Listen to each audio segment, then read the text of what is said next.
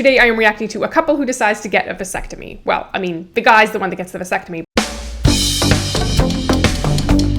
Hello, child-free friends. Serving A 156 at desk 4. I know this is very confusing. That was my husband, Sean, and we're getting a vasectomy today. We're currently at the hospital. This should take just a few minutes. Oh my goodness, I'm nervous for her. I've just started this video. My palms are actually kind of sweaty. I don't know. Surgeries and things always get me kind of, worked up a little bit, even though I'm not the one in the surgery. I'm always like, oh my goodness, I hope everything goes okay. There was a minor thing, when they give you the local anesthetic. They said it'll feel like a rubber band snapping. And it did. I was like, oh, that's really weird. But they were talking to me. We were talking boxing the whole time. I guess when I think about people coming out of surgeries, I always assume they're going to be wheeled out on a gurney and they're going to be half asleep and looking all bleary-eyed. But I mean, he looks really normal. He looks happy, actually, which is a good thing. It's a very good thing. You're just never sure when people say surgery. Because as a physio, I've gotten to go into operating rooms and watch a whole bunch of different kinds of surgeries. And a vasectomy is not quite as invasive as getting a hip or knee replacement. Hi, we're back. We're back home. Sean is finishing his workday in the other room, answering emails. He drove home and we even stopped at the grocery store to pick up a few things. And he's doing great. The procedure lasted a total of 10 minutes and the total cost was $1,560. His insurance covered $360, so out of pocket we had to pay $1,200. Obviously it was a pretty short surgery, so I guess that is a chunk of money, but that actually doesn't seem too bad overall. I was expecting a much larger bill. Here in Canada, tubal ligations and vasectomies are basically covered for most people. There's always, some exceptions. Sean and I have been together for 10 years and married for 7. I wanted to talk about our experience and share our point of view because I don't see a lot of people on social media talking about this, and my views on parenthood have nothing to do with you. If you're a parent, I don't judge people who have kids. I don't think about people who have kids. I understand why she's giving a disclaimer, but honestly, she shouldn't have to give a disclaimer. I think that both camps of people, whether you have kids or don't have kids, you should just be mutually respecting of the other person and what they're choosing to do. And just because you don't have kids doesn't mean you're against people who have kids. I don't know, it's just a strange notion to me. We have been together for 10 years, and for 10 years we have had this recurring conversation about having children, and from the beginning we didn't see eye to eye.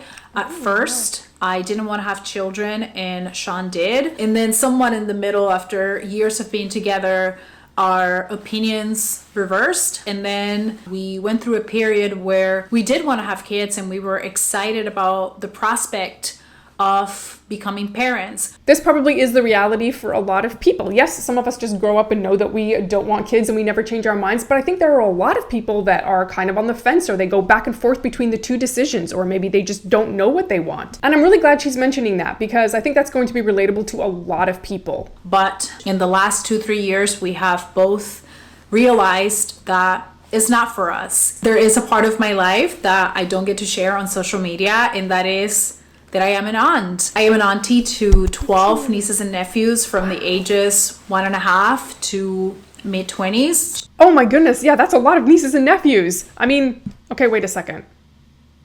Okay, I have 10 and possibly more coming, so I guess, I'm not that far behind. I love being able to spend some time with kids, but then, send them back home. Children are and have been a part of our lives pretty much from the beginning, and we love our nieces or nephews, and we love the role that we get to play in their lives. I think as someone who doesn't have kids, I've been able to have the time, and I've invested the time into forming those relationships with my nieces and nephews. Having children is something that we have navigated for a very long time, and this was the first time where we fully agree on the same idea, and that idea was to go into our 40s with financial stability and freedom and the dreams of new possibilities. The fact that they were just patient and talked about it and waited until they were both on the same page to make a decision, I think that's a really mature way of making a decision to whether or not you're going to have kids. Imagine that people want to know if our families are supportive. Our families are supportive of our life choices. I mean, awesome. We're grown adults. We're in our late 30s. but I know that they're going to be sad. Everywhere we go, every gathering we've had, people always comment on how beautiful our children will be and how we would be great parents because how smart we are. And, that's just something that comes with the territory. Those are never reasons to have a kid. It doesn't matter how good looking you are or how smart you are. I mean, you still have to actually raise the child. And I think that's the hard part of having a kid, is being a parent and being there full time for your child. Family members are absolutely allowed to feel upset or sad that we're not having kids. But I think the right thing to do is be respectful of an adult that's making a decision, even if it's a decision that you don't understand or agree with. Will I regret it? I don't know. I think that is just part of life. When you make certain decisions, you just have to live with the possibility of dealing with regret in the future. But I think it's better to regret not having children than regret having them. And a lot of people are not very upfront about that. Why are people so scared of regret? I mean, we've all made decisions that we regret at some point or another, and we just carry on with life. I mean, you can't go back and change the decision that you made, but you can move forward and still experience a happy and wonderful life. Thinking that you might have a possible regret in the future about not having kids is definitely not a reason to have a kid. Like I said, I'm around children all the time, and I take my hat off to parents because I know that parenthood is very hard and it's very difficult. I've also seen from an outside perspective what children do to a marriage, and this might be a little bit of a hot take, but that is something that we seriously consider. There's also that. We love our lives, we love what we have, the relationship that we have worked so hard to build. And for us, the risk of what being parents will do to a relationship just for the sake of being parents was not something that we were willing to compromise. I 1,000% agree with everything she just finished saying. Put a lot of effort into making our marriage a really good one, and why would I want any of that to change? Now, obviously, that's never been a reason that I didn't have kids. I just didn't have kids because I don't want them. I've had several of my friends come to me and tell me that their marriages are really struggling because they've had kids. I can see how having kids would test a marriage, 100%, and I have no interest in that. And I know that is spicy. That's gonna be a hot take, but yeah, say it. It's true. It's my life. I'm just sharing my experience and why I came to this decision. I love kids. I love my nieces and nephews. They're like my friends, and I love the relationship that we have built with them. If I had my own kids, there was no way I would spend the amount of time I do with my nieces and nephews. Because you know what? I wouldn't have time. Obviously, not every child-free person has to spend time with their nieces and nephews, but that is a way that we get to give back. Because people are always like, oh my goodness, you don't give back. You're such a selfish person. But it's very unselfish to spend time with other people's kids under no obligation. Any extra mentorship or friendships that we can give to kids is probably a massive bonus. Because let's be honest, it's a crazy, crazy world out there. I'll tell you what I told my mom. We have thought about this long and hard.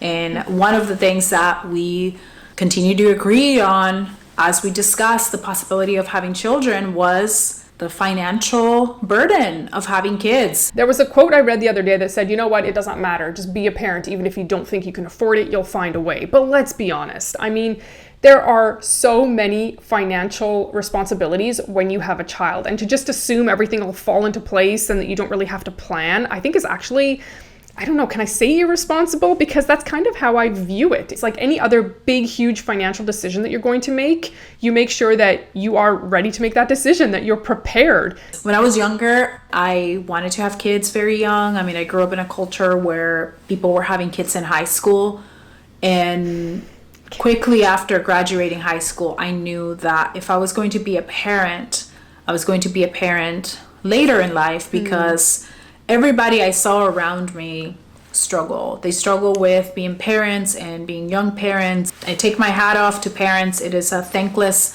job that is very, very difficult. I cannot even remotely imagine getting pregnant in high school. Like, I knew a girl that got pregnant, I think when she was 14, and another one that got pregnant when she was 16. I don't know, I just feel like childhood lasts for such a short amount of time that you should just enjoy being a child. Because once you're an adult and you have all the responsibilities of the adulting world, you can't ever go back and enjoy the carefreeness that you had when you were a kid. Her parents were super supportive of her choice to not have kids, but these grandparents are absolutely not supportive of their son. In fact, they are suing him because he is not giving them a grandbaby.